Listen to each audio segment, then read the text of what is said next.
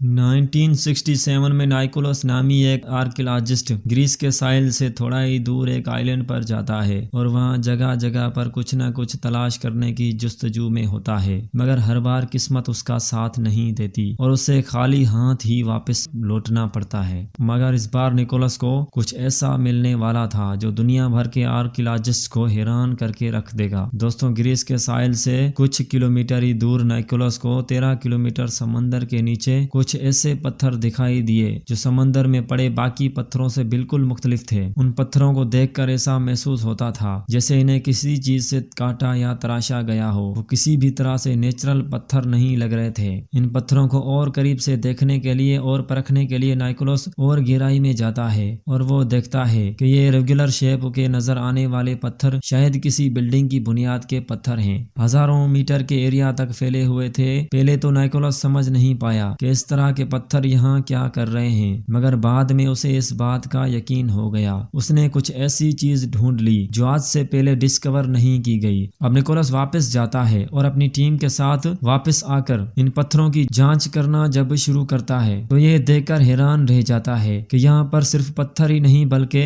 इंसानों के इस्तेमाल की बहुत सारी चीजें बिखरी पड़ी हैं। यहाँ पर ना सिर्फ मिट्टी के बर्तन बल्कि इंसानों के इस्तेमाल के बहुत से टूल्स, उसके अलावा कच्ची सड़कें और बहुत सी बिल्डिंग्स की फाउंडेशंस मिली। अब निकोलस और उसकी टीम ये समझ चुकी थी। उन्होंने इंसानों के कुछ बर्तन या टूल्स नहीं बल्कि समंदर में डूबा हुआ एक बहुत पुराना शहर ढूंढ निकाला है। इस जेरे समंदर मिले शहर को पावला पेट्री का नाम दिया गया है। 1967 के बाद निकोलस की इस डिस्कवरी ने दुनिया भर के आर्कियोलॉजिस्ट्स को हैरत में डाल रखा था। अब सवाल ये था कि ये अपनी में डूबा हुआ शहर आखिर कितना बड़ा है और इसमें कौन लोग और कब बसा करते थे और ऐसा क्या हुआ था जिसकी वजह से ये पूरा का पूरा शहर समंदर में डूब गया। और एक बात सभी के जहन में गर्दिश कर रही थी कि कहीं ये वही अटलांटिस शहर तो नहीं जो प्लेटो के मुताबिक 11,000 साल पहले एक बहुत बड़ी तबाही के नजर हो गया था। बहुत सालों से आर्कियोलॉजिस्ट इसके राजों से पर्दा उठाने की कोशिश करते रहे, मगर इसमें किसी को भी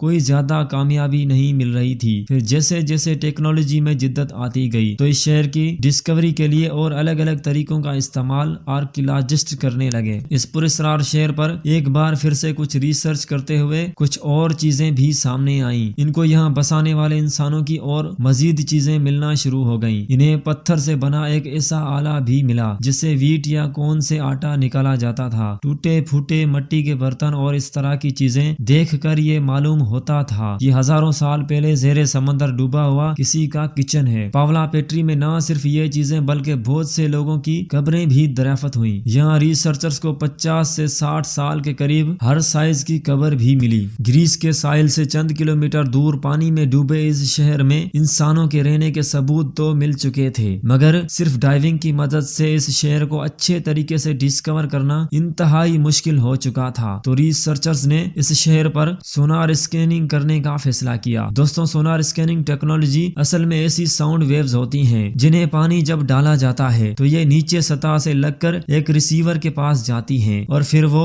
उन्हें कैप्चर करके कंप्यूटर की तरफ भेजता है, जहां पर कंप्यूटर की मदद से उस रिफ्लेक्शन का एक 3D मॉडल तैयार किया जाता है। सोनार स्कैनिंग के बाद जब इस शहर का 3D मॉडल सामने आया तो उसने तमाम रिसर्चर्स के होश उड़ा कर रख दिए। 3D मॉडल में इस डूबे हुए शहर का हकीकी मंजर देखकर उस पर यकीन करना इंतहाई मुश्किल था। सोनार स्कैनिंग के बाद बिल्डिंग्स की फाउंडेशंस और उनकी लाइंस अब साफ सुथरी नजर आ रही थी। फाउंडेशंस को देखकर पता चलता था कि इस शहर में छोटे छोटे घर और बहुत बड़ी बिल्डिंग्स भी थी। हैरत की बात तो ये थी कि आजकल के मॉडर्न सिटीज की तरह यहाँ की तमाम बिल्डिंग्स एक प्रॉपर पैटर्न के तहत बनी हुई थी। इस शहर की ये बिल्डिंग्स कामों पेश 20 एकड़ तक फैली हुई थी और एक अंदाजे के मुताबिक शायद यहाँ 5,000 से ज्यादा लोग आबाद थे। लेकिन अभी भी वो सवाल वहीं का वहीं था कि ये लोग आखिर थे कौन और किस वक्त में यहाँ पे रहा करते थे। पावला पेट्री से मिले मिट्टी के बर्तनों की कार्बन डेटिंग से पता चला कि ये बर्तन 5,500 साल से भी ज्यादा पुराने हैं। अब रिसर्चर्स को ये यकीन हो चुका था कि आज से 5,500 साल पहले ये शहर पानी के अंदर नहीं बल्कि पानी के ऊपर हुआ करता था। कंप्यूटर ग्राफिक्स की मदद से जब पावला पेट्री की बिल्डिंग्स को रीडिजाइन किया गया तो वो कुछ इस तरह की दिख रही थी। 5,500 साल पहले समंदर में डूबे इस शहर की शक्ल अब रिसर्चर्स के सामने आ गई थी, मगर ایک سوال ابھی بھی وہیں کا وہیں تھا کہ سمندر کی ایسی لوکیشن پر اس طرح کا شہر بسانے کی آخر ضرورت کیا تھی۔ اس کے پیچھے ایک ایسا راز پوشیدہ تھا جسے جان کر سب کے سب حیرت زدہ ہونے والے تھے۔